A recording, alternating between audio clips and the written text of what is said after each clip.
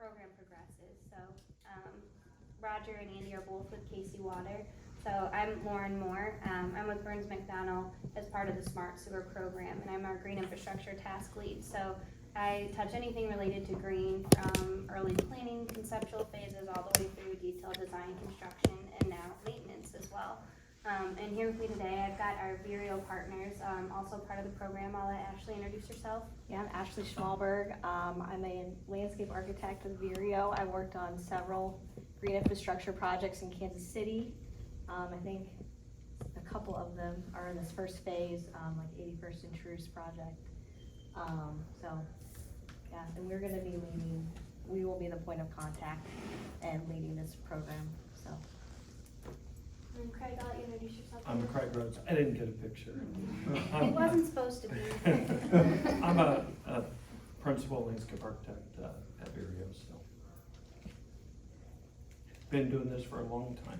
Yes, he's had his hands in many of the green projects that have gone in the ground in Kansas City as well as elsewhere in the region too, so he's being humble. But just a quick agenda today. We're going to give you guys more of a background on the Smart Sewer program and how green infrastructure is being used within that to accomplish our goals.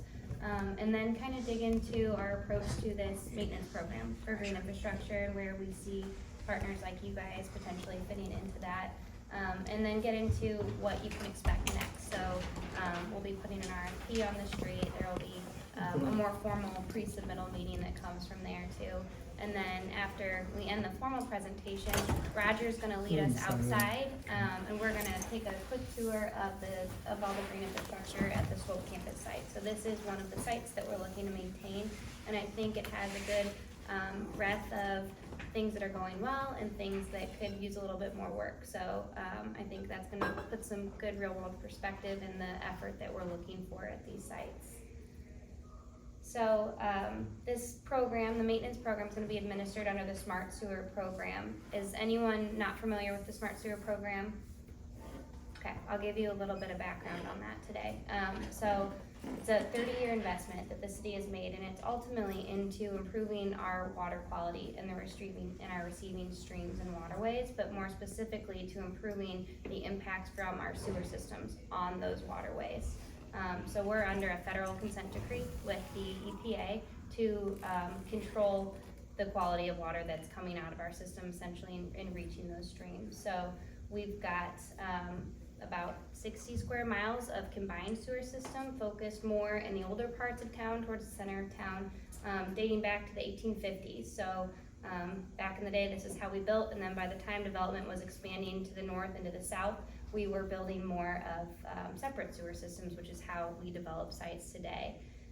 So the key differences between a combined sewer system and a separate sewer system is that in a combined sewer area, everything we collect goes into one pipe. So both stormwater from the surface as well as sanitary flows from your toilet, your sinks, anything like that, goes into one pipe. And during dry weather, that works okay. All of that flow goes to the wastewater treatment plant and is treated, though we are paying, then to treat stormwater. But when it does rain, and it doesn't take much rain at all, these systems are overwhelmed and we trigger an overflow event. So that means our raw sewage combined with stormwater reaches our creeks, rivers, and streams directly. So that's obviously a problem and one that we're trying to address with, spoiler alert, green infrastructure. And then in a separate sewer system, how we do it today, we put them both in separate pipes. So the storm sewer pipe goes directly to the creek, which has its own water quality issues with it, but a little bit different than what we're dealing with in the combined sewer system. So green solutions are something that we're trying to use to address these problems. It's really just kind of one tool in our toolbox, and I'll let Ashley talk a little bit more about that. So yeah, this supplements traditional stormwater infrastructure, and that it captures stormwater naturally, and Smart Sewer has been implementing green infrastructure to help meet their 480 green acres to meet their consent decree requirements. So to put it simply, it slows, absorbs, and filters stormwater naturally. Green infrastructure, because it captures the stormwater before it enters the pipe system, it helps reduce stormwater runoff volumes and, which could help reduce the pipe sizing required, so, and provides community benefits. We'll get into the benefits, so it captures the stormwater and reduces the combined sewer overflows, and because it's, the vegetation is infiltrating and absorbing the stormwater, and improving the water quality in the basin. But one of the most important benefits is that it does provide community benefits. It's on the surface, you know, people can interact with it, and has a lot of, provides habitat and improves kind of the communities and quality of life.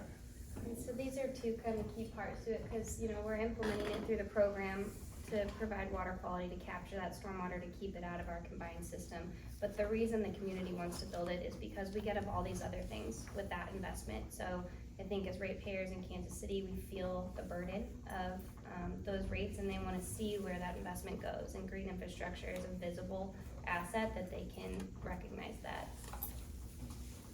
So there's many different types of green infrastructure. You'll see kind of a common theme that you'll see native plantings and special soils to help with the function. So one type is a rain garden. So it just captures stormwater runoff of an inlet and then infiltrates the water into the ground. Then bioretention basins are similar. They're larger. Stormwater can be piped into these facilities, and these include an under drain system, so the excess stormwater can drain out slowly back into the system. Hence the reason for the plumbing discussion earlier. That's where the break happens. So bioswales are just vegetated channels designed to move stormwater and absorb stormwater. So those three practices all have the same components in them. They've got that engineered soil and the plants. It's just kind of different applications of them for the most part. So from the surface, they're gonna look very similar, just one might be on a slope versus on a rose diet or a low point in a park. Then we have infiltration trenches, which don't include vegetation, but they're large areas of gravel that the rock acts as the filter, and then there's an under drain that connects. Yeah, so it stores water in those rock layers, but what we do get sometimes is vegetation within the rock that we don't necessarily want. So that kind of becomes the maintenance side of these practices. And then extended detention wetlands, these are specially designed to store water during dry events, but they also are designed to detain stormwater to a certain level. Plants are carefully selected with these facilities.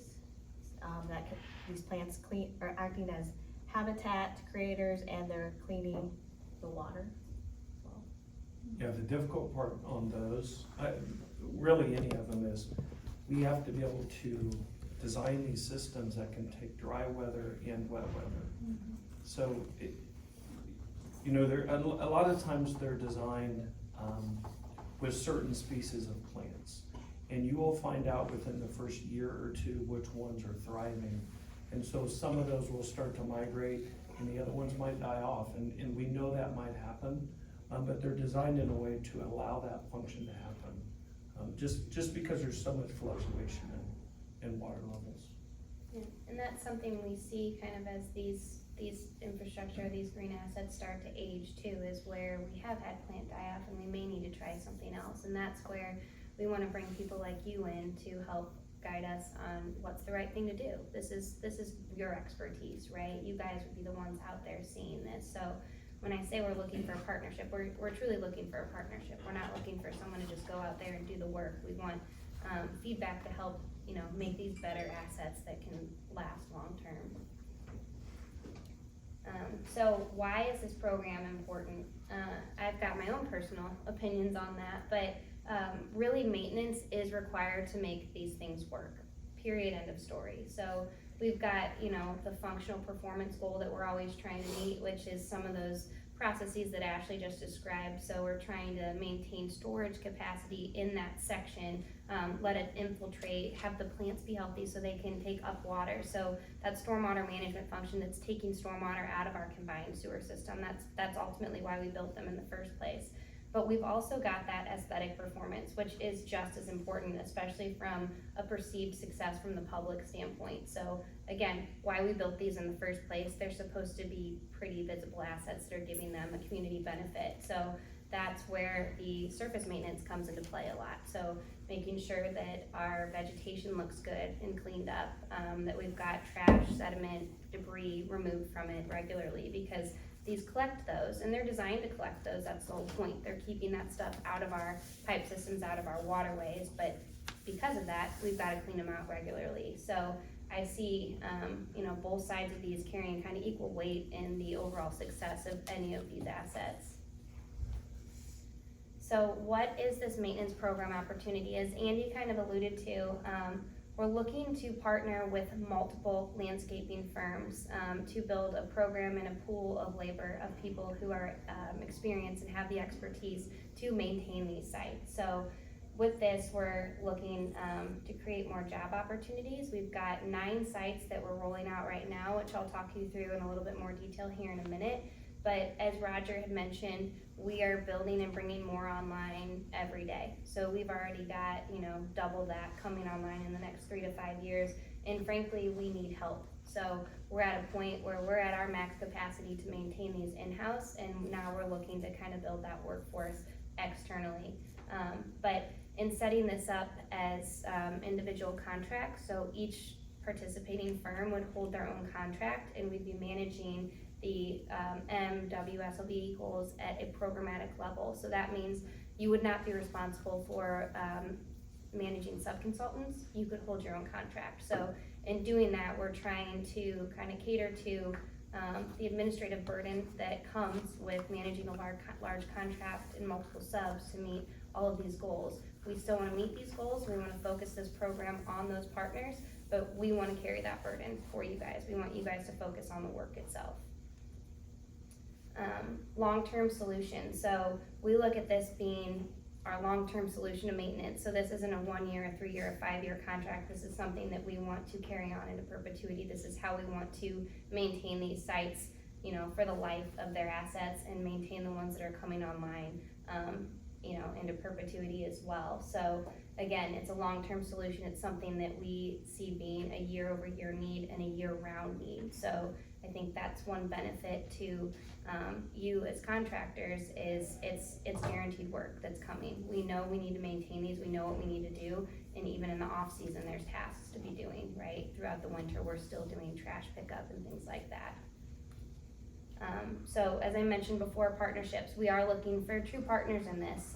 We want you guys to bring ideas to the table. You'll be the ones who are out there seeing these when we have recurring issues and you have ideas on how to resolve those issues, whether that be a change of plants. So maybe some plants are doing really well and some have completely died off, and maybe we need to try something else, take what's doing well and put it where it's died off. We're including budget in these contracts to be able to do that, to be able to manage those kind of bigger ticket maintenance items that are outside of our regular routine maintenance as well. But we're looking for you guys for feedback on how you see these performing and where you think we can improve on them. That's gonna overall reduce the burden for you and for the city to maintain them long term. And then last is, we're, like I said before, we're really trying to build a green workforce, but we'll be providing that training and certification for your crews, for your employees, so that they're up to speed on best practices and what we're expecting at these sites. But then you can then turn around and use on other green infrastructure projects.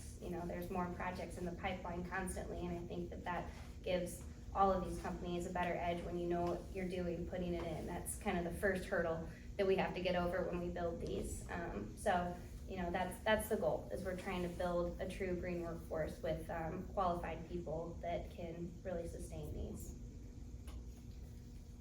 So what are our maintenance expectations, Ashley?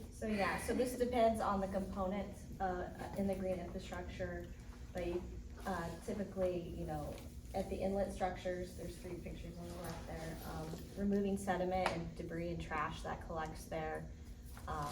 So you can maintain that flow of water into the green infrastructure facility.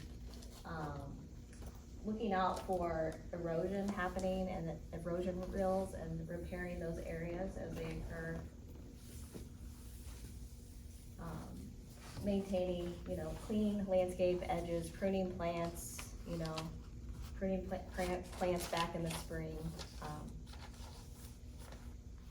Low turf grass areas, So that's pretty limited. Yeah, so on some of these sites, we do have turf grass around them, and it includes mowing. We do not wanna mow native plants. We really do not wanna mow native plants, so I can't hit that one home any harder than that. And most of these facilities are designed with a kind of a concrete ribbon curve or some kind of markation that kind of delineates that separation between the mowed area and the native plantings. So there is a little bit of a guidance there. And then looking out for disease and pests and managing those things either through chemical or manual removal methods. And then during dry periods, watering the vegetation and keeping them healthy and happy. And then refresh mulch areas, and some Yeah, if it's specified, Yeah. so, on the watering needs, we see that more being if we have plant replacements and we're trying to get them established, we don't typically water, our established sites. But on the mulch side of things, the idea with these types of practices is as they get more established and fill out, you don't have the need for mulch. So we have reached that point on several of our sites, so we've got pretty limited or targeted mulch areas. We're not trying to mulch everything. That can be a pretty expensive component to maintain. Just to kind of step back real quick on, this is where Roger comes into play, that he's been doing this with a lot of you. One more back. So, you guys all know this, but it's something that we're gonna hit home. When we say remove weeds, obviously there's pulling of weeds, or there's chemical killing of weeds. And there are specific weeds that you should do each of those too, right? There's stuff out there that if we pull it, it's gonna be 3 times that big in 3 weeks, so that's where he's been, really important in all of this, and that's where the training and the talking to Roger and getting everybody on the same page with that. And making sure that everybody's involved knows that that's nutsedge, that's crabgrass, that's, whatever it might be, that's Johnson grass, and how you take care of each one of those, cause it's really critically important. Just wanna hit that home.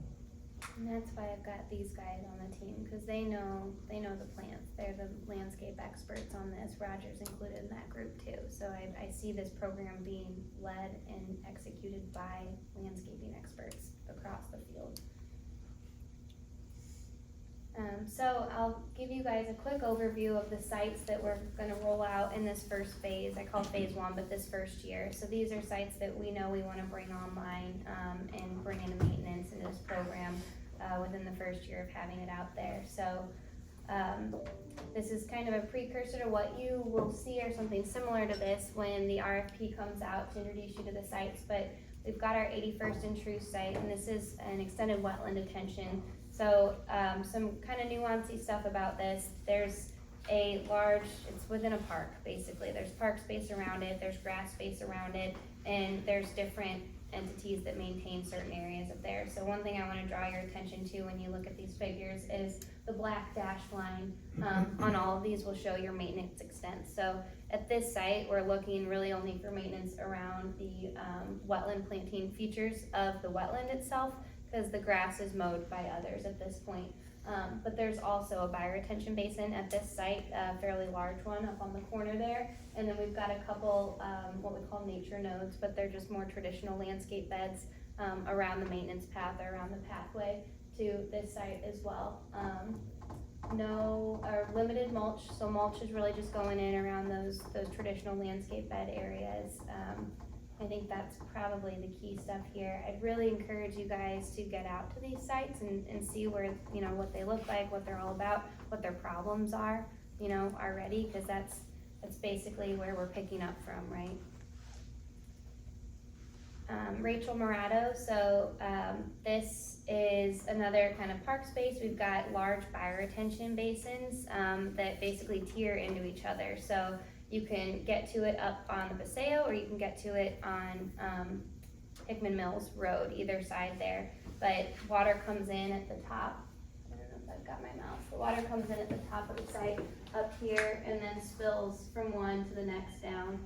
Water also comes in over here and kind of flows through. So you'll see a lot of the heavy maintenance needs concentrated in those upper basins where we've got stuff coming in, but still kind of needs throughout there. We've got quite a bit of mulch that's up on that slope, but the rest of the basins we are no longer mulching. They've gotten pretty established in their plantings, and so we're trying to reduce the mulch needs there. And then there's a couple more just traditional landscaping beds around there as well. And there's no mowing at this site, is that correct? There is, it's done in-house. Okay, so no mowing under this program at this site. Arletta Park, another park space, so we've got a bioswale. You'll see that's the picture on the far left here. So water comes in at the top of the hill here, kind of cascades down there, a lot of rock and some plants kind of around the upper edges there. Really only mulching around the upper edges, so we're not putting mulch down in that flow line because that would just wash out.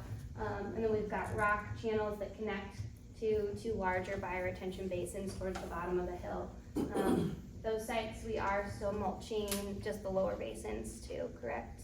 Correct. Yeah. Mhm. And then, no mowing at this site either. This is a Parks property, so Parks actually mows the grass areas around it. 74th Street, so this is between, Arletta Boulevard and Wabash Avenue. We've got some bioretention bump outs that are along the roadway section there, so they just kind of look like traditional garden beds, that really run this whole length of street here. So the maintenance is really just within that footprint, so there's a, you know, either defined edge by the sidewalk itself, or there might be a low curb if there's not a sidewalk there that tells you kind of where you're doing that, where you'd be doing the maintenance work along there. CID in West Bottom, so this is, if you search Liberty Lot, it'll take you to this lot right here. But we've got a very large bioretention bioswale feature that runs through here, and there's water that comes into several points along there. There's a big boardwalk that goes over it. If you haven't seen it, it's a pretty impressive looking site. It's right by some of the warehouses where they've got First Fridays, haunted houses in the fall. And then there's a large permeable paver parking lot that is actually underneath the 670 overpass there. And we're not maintaining permeable pavers as part of this, so it's truly more the landscape, the surface features, what you can access from the surface.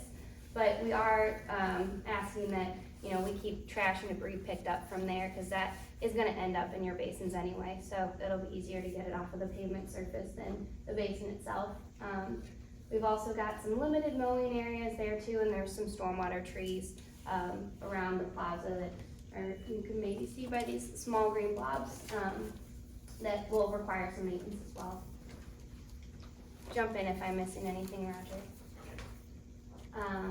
So CID West Bottoms, this is the other site. So this is kind of two sites. So there's the first one that was down under the 670 overpass, and then this one is just a couple blocks to the north where I-70 crosses over. We've got those infiltration trenches underneath the highway overpass there. So majority of what would be needed here is gonna be weed control, trash and debris pickup from the trenches themselves, but there are also some native landscaping or more traditional landscaping with natives in it, along the streetscape there. There's the kind of the bike path. Either end, you'll see the giant cisterns.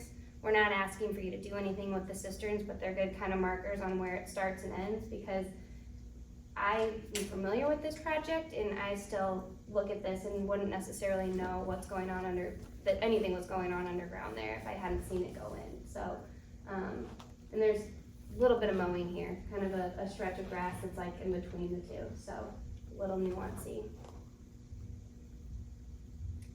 So Northeast Industrial District, again, we kind of have two separate sites. We've got a few bioretention basins along Gardner Avenue itself, These are mostly rocked or will be mostly rocked, so it's mostly gonna be trash, sediment, debris pickup, get that out of, these forebay areas or pre-treatment areas, where water's coming in. We do have some trees within them, and then most of the vegetative maintenance is gonna be down here at, our wetland site. So this is Nicholson Ball Diamond Park, and so we've got a series of basins in there. A couple of them have gravel, some of them have more, mulch and, vegetative plantings in there as well. So that's where a lot of the heavy plant maintenance will be.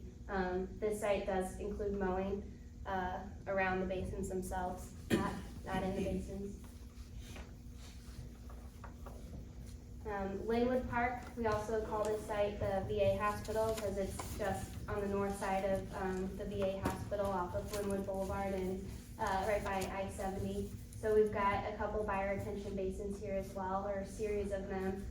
So water comes in up here, these fill up, and they basically share the storage areas in the lower as well. We've got quite a bit of native plantings around these sites, as well. So there's, I think, some mowing, but is there some mowing here at VA? It's yet to be determined because Yet to be Parks determined. is doing some of it and VA is doing some of it, so, Okay. right. But there's quite a bit of natives that are, all around the basins as well. So that's something that will have to be well defined with, whoever is selected for this site. And then last but not least, we've got the, this isn't last, sorry, this is the trolley trail. So we've got some bioretention basins along the roadside here as well. So really, again, the maintenance, kind of like the 74th Street site, are truly within the footprint of those basins. Starting at 77th Street on the north and then going all the way south to 83rd Street. There's really like 3 separate basins within there. On Brookside Road, if you guys can't read that. And then this is last but not least, the campus that we're on right now. So Casey Water Swope Campus, and Roger will take us out to this site too so we can kind of see it in a little bit more detail. But the main green features, we've got a large bioswale that's in the middle of the parking lot here, as well as one on the east side of the parking lot, and then a couple rain gardens on the site, and quite a bit of native vegetation around it and within some of the other median areas too. So that's what we would be looking to maintain with this program. So those are the 9 sites we have right now. I just wanted to kind of reiterate to you that this is a growing program and we want to continue to grow it. There will continue to be added sites, added capacity, added need. These are ones that we know of in the next 3 to 5 years. So these are in various stages of design or construction at this point. So the maintenance is inevitable. The maintenance need is inevitable for these sites. Where I'm gonna have to go, so Okay, this is probably a good breaking point. yeah. So, have you figured out why you're here today yet? Yeah. Some, a little bit maybe? No. You know, Kansas City entered a consent decree, federal consent decree in September of 2010. So next month is the 13-year mark. And we just eclipsed $1 billion in contracted work. You know the difference between green and gray? Gray are the pipes that buried and walk on top of, you don't know exist, right?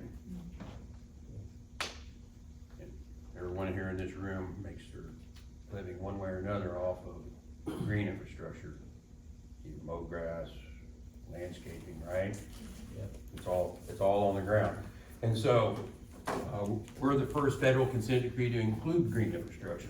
Key point. Big nation, and Kansas City was the first.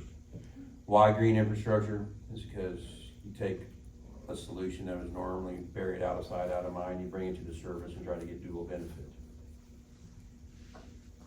Keep the storm water out of the sanitary sewers, reduce the overflows. What's the EPA Clean Water Act? You know, sanitary sewer overflows, combined sewer overflows are a bad thing. You get in trouble for those. So that's why we have a federal consent decree to address CSOs. We do green infrastructure in the combined sewer system. That's that one map and that 58 square miles from the Missouri River south 85th Street from state line over to Blue River. And so we use the green infrastructure to keep rainwater, stormwater out of the sewer system and then treat it the way nature treats it, just let it infiltrate. That's it. So I mentioned the private I&I plumbing program, and we're modeling a little bit off to, after that. So for the sake of argument, I like round numbers. So we used, got 20 plumbers set in a room just like this, similar type presentation except for plumbing fixes, sump pumps, driveway drains, area cleanouts. And then we had all 20 bid on this list of work. And throughout the high, throughout the low, established a unit cost and said, here's what the city's willing to pay for this work item. And then as those work items come up, then you get a work order written against that, and that's how the work is done. So that's the model we're following here. We've learned a lot about green infrastructure since we started, and learned that simple is good. 150 different species of plants is not a good thing for us to maintain. Very complicated. And so we're trying to back that off and take a more simplistic approach to implementing green infrastructure so it's easier to maintain. You hear a lot about sustainability and resiliency, right? Well, what does that mean? You know, sustainable is maintainable, and 100 different kinds of plants is not maintainable. In my opinion, it's complicated. I'm moving towards just plant grass, make infiltration, because, you know, it's real.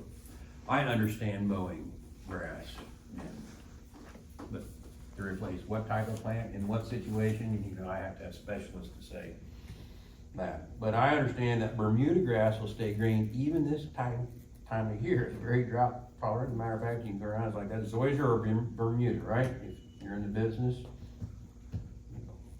Bluegrass burn up a lot of the other lawns, so I like simple. I don't want to spend a bunch of money on mulch. If mulch keeps getting blown out, what's the problem? Anybody in here? Hey, this is Your plants. And what's happening? Water's washing away. Mulch keeps getting blown out. What's the issue?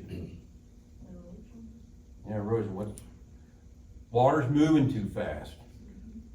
So in engineering speak, we put in rocks and we call them energy dissipators.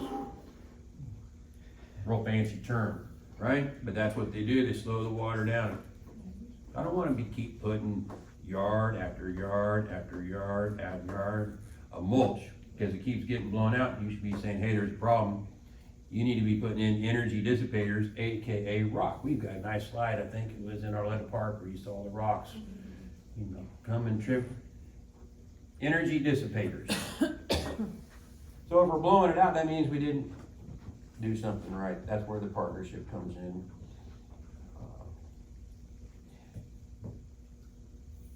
I bring up the $1 billion because I got another $1 billion to spend, and so I'd rather put something on the surface that you get multiple benefit from rather than burying it in the ground. That it accomplishes its job. Don't get me wrong. Great infrastructure does a great job, and you can't. Green is not a silver bullet. You can't fix everything with green infrastructure.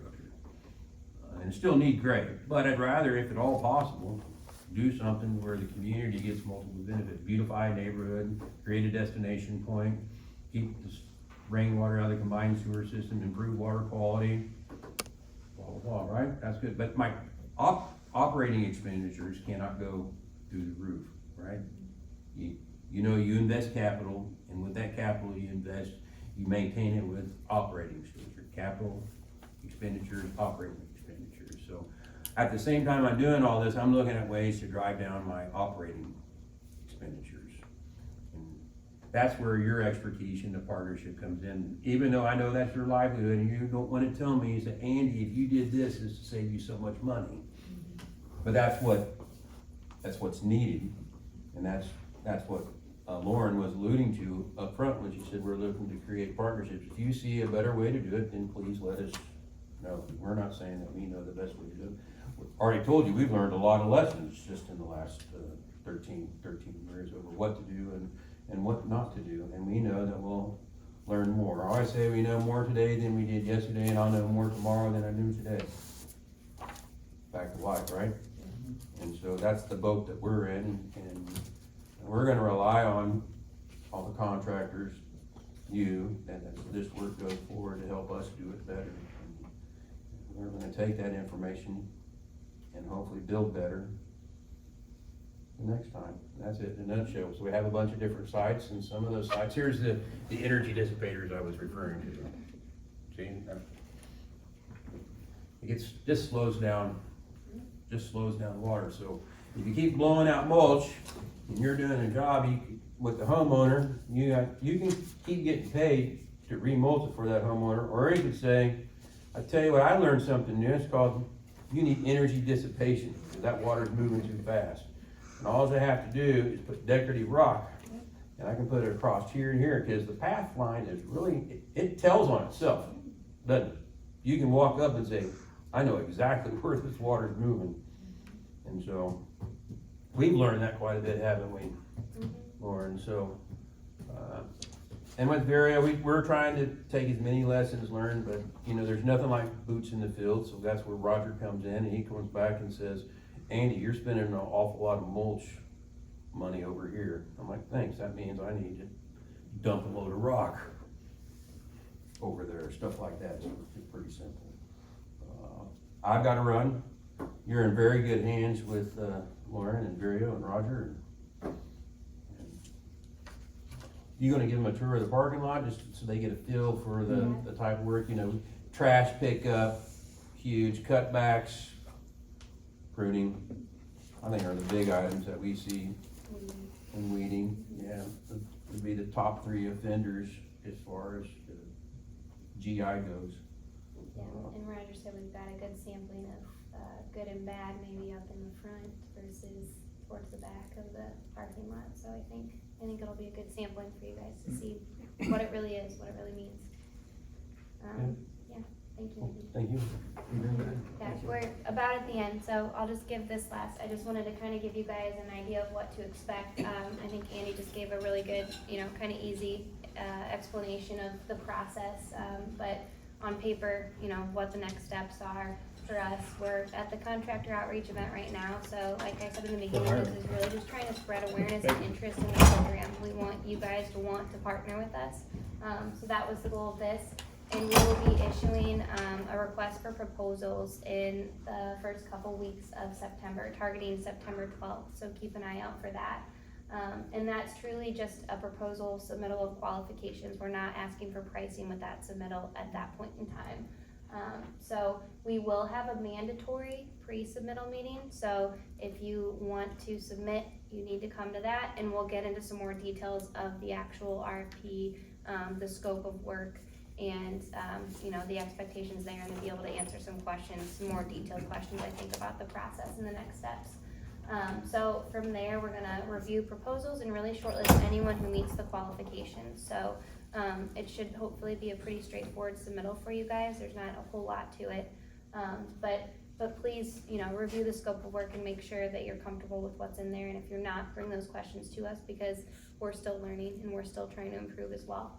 And then in November, early November, is when we will request pricing from everyone who was pre-qualified, basically. So what Andy mentioned, we're gonna ask you all to price each site independently, and then we're gonna compare the pricing, and we're not selecting the low bidder. We're trying to come up with a true fair market price of the different tasks at these sites, because no 2 sites are the same, and the level of effort across the sites are not gonna be consistent. So we'll line out kind of what those regular routine maintenance tasks are, and then we'll be asking you guys for a price for those for each specific site.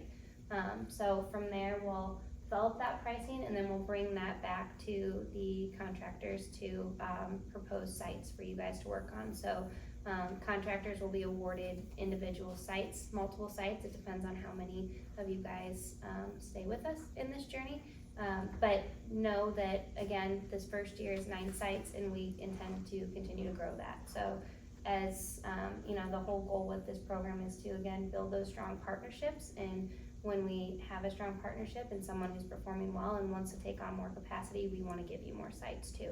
Casey Water has a long list of sites that they're maintaining in-house that I think they would be happy to get some help on too. So know that that opportunity will continue to grow.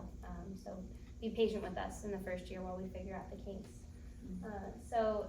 Early December, we'll start issuing contracts, kind of negotiating with you guys on those contract agreements, and looking to have contracts awarded and notice to proceed by March of 2024. So we are on a fast track schedule. These are real dates, real targets, and we really want to have notice to proceed on these sites ahead of next spring, or most of the sites ahead of next spring. So that's kind of the target we're working towards. In there, we will be providing that training and certification for you guys to take. So after that short list or the proposals are received, so that anyone who is still interested in participating can take that training and certification program, and we'll be making that available also throughout the term of the contract. So as you bring on new employees and things like that, they're able to get up to speed as well. So with that, do you guys have any questions, overarching questions about the program? Yes. There was, almost every single site was in that initial contract you guys just put out. Can you bring us up to Yeah, speed so on that? there was 5 of the 9 sites. So that contract was really just to serve an immediate need, and we see that rolling into the larger program, long-term. So those sites are already offline in terms of being available For this, yes and no. We'll decide basically when we get to that point. So that means that in March, when this rolls, all these sites are gonna be maintained right now? Yes, yeah, They're so gonna start cleaning we're up looking now. to have coverage of all of these sites by March. So if that means that we don't give notice to proceed under this program on those 5 sites until the following year, that might be the case. But those sites will be part of this program. We want it all to be under the same umbrella long-term. We had a gap, basically, that we needed to fill and make sure that we had coverage for as well. Yeah, but what I meant is, are they going to be maintained right now? Is it gonna be clean, or nobody's cleaning them? Oh, yes, they are all in various stages of maintenance. So some of them are still under their contractor maintenance. Some of them are under the contract that you guys are partnering on, or will be here soon. So there really shouldn't be any sites coming into March that have had no maintenance. They should all be coming out of that contractor maintenance period. And that might be something we need to look at, that we've been talking about, is kind of a initial commissioning of the sites. So with an understanding that if you guys are agreeing to take these on and they're in a bad state when you get them, that's gonna be an extra effort to get it going outside of your regular routine maintenance. So that's something that we're willing, obviously, to work with everyone on, just depending on the status. These are living systems, and they can be looking good one month and they could be looking rough the next month. So, yeah. Anything else? Any And other you questions? said that the multiple locations are gonna be awarded to different, it's not just one contractor, right? No, we really want to have multiple contractors.